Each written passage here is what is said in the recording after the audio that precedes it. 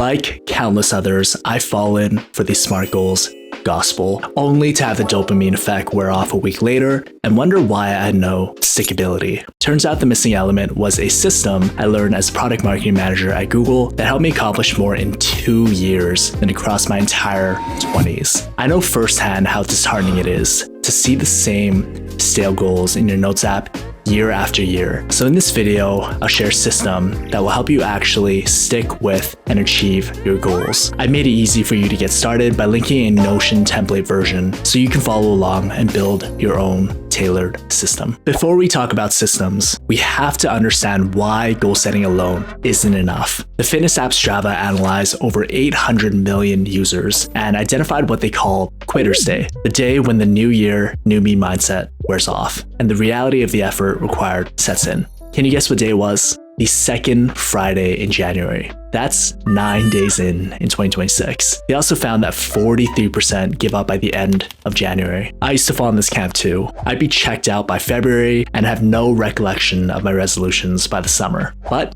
that doesn't mean I wasn't ambitious. Movement was my de facto state in my 20s. I had a never-ending packed schedule between work, sports, family, friends, and dating. But if you press me on what all that busyness achieved, I nervously shifted my seat because while the activity of pursuing goals gave me a sense of comfort, too often the movement wasn't cohesive. The problem with goal setting is that it creates the illusion of productivity. It makes you feel like your activity has this 1-to-1 ratio with impact, when in reality, it doesn't.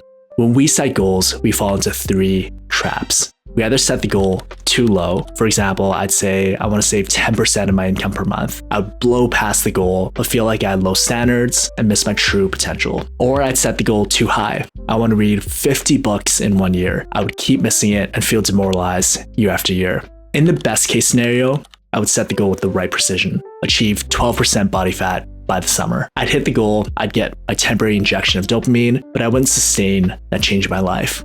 Systems, however, help you approach your true potential. It interweaves lasting change. You've probably heard the famous quote from James Clear, the author of Atomic Habits. You do not rise to the level of your goals, you fall to the level of your systems. When I discovered Google's OKR system as a noodler, it forced me to look myself in the mirror and swallow the uncomfortable truth that despite my efforts, I was unproductive. That was the wake-up call I needed. Look, the opportunity cost of focusing on my goals instead of systems in my 20s was enormous. I'm hammering this home because I don't want that to happen to you.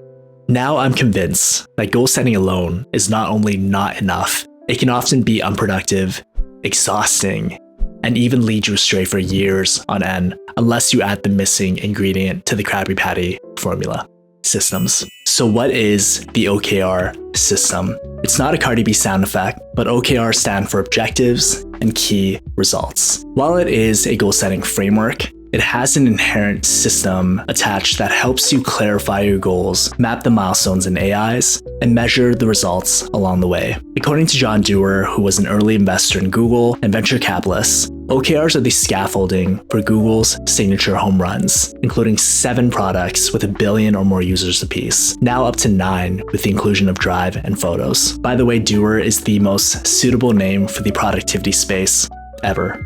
In 1999, Doerr introduced OKRs to Larry Page and Sergey Brin when Google was less than a year old with 40 employees. Today, it still acts as the guiding compass for over 180K full-time Google employees. It's not just Google. In 2012, Adobe realized that their annual performance review process was costing the company 80,000 manager hours per year. That's the equivalent of 40 full-time employees doing nothing but performance reviews all year long. A nightmare job. Adobe replaced those annual reviews with, you guessed it, OKRs. On a personal note, I saw coworkers use OKRs to wake up from this goal-setting trance in 3 ways. They found levers, projects, or routines that actually made an impact because they had to justify their work to their leadership. Countless times, I saw my manager use OKRs as this defensive barrier to shut down any stakeholders adding work to our plates that were outside of our key focuses. We would also revisit OKRs every single quarter in great detail and modify with intention. OKRs are proven on a business level, but can this apply on a personal plane too?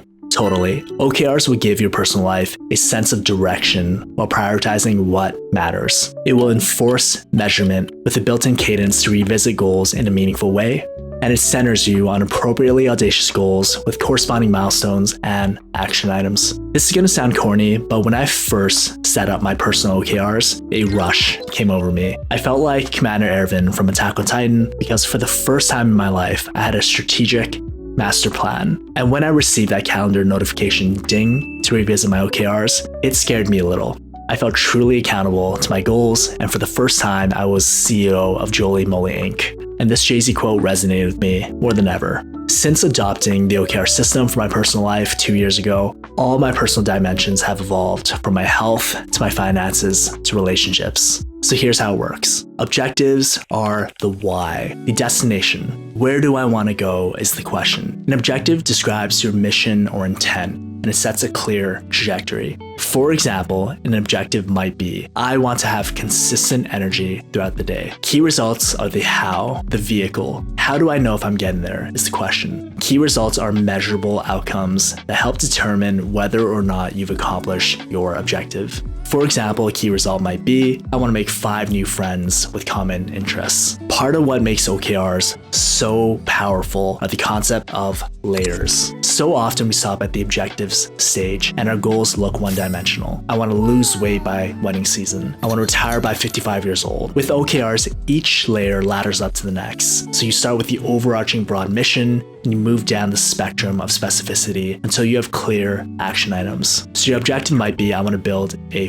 financial foundation to secure my first home by the end of the year. Your KR might be, I want to save an additional $24,000 in a high yield savings account labeled down payment, but your action item would be save 20% of my net income every month for the next 6 months. You can now focus on the practical AI and let all the other dominoes fall in sequence. That leads me to the next 2 layers, which are arguably the most important because it separates OKRs from just being another goal-setting framework to a functional system. Action items, the what. This is the road. What path will I take to get there? Action items are the levers that lead to accomplishing the key results, ultimately cascading to your objective. For example, I want to drink 9 cups of plain water each day. Or I want to read 5 books on communication to build better relationships in the next 3 months. Last but certainly not least is scoring. This is the when. We keep accountable by giving our OKRs a score on a monthly or quarterly cadence. This is your recalibration stage. The engine light is turning on and you're asking yourself, how am I doing? Now we get practical and personalize the system for you. If you haven't already, you can download my simple Notion template version or set this up in any software you want. Even pen and paper works. So how can we apply this to our own lives? Let's start with setting up an objective. A solid objective balances 3 components. Number 1, is it clear to the rational observer what the objective is and what the achieved objective would look like? If accomplished, would it enhance your life or just marginally improve it? Is it audacious yet realistic? Does the objective scare you enough to be inspiring, but not so much that you're debilitated? To set a personal objective, let's start by choosing a life domain like health, finances, or relationships. In the Notion template, select a life domain and try writing your first objective based on the criteria above.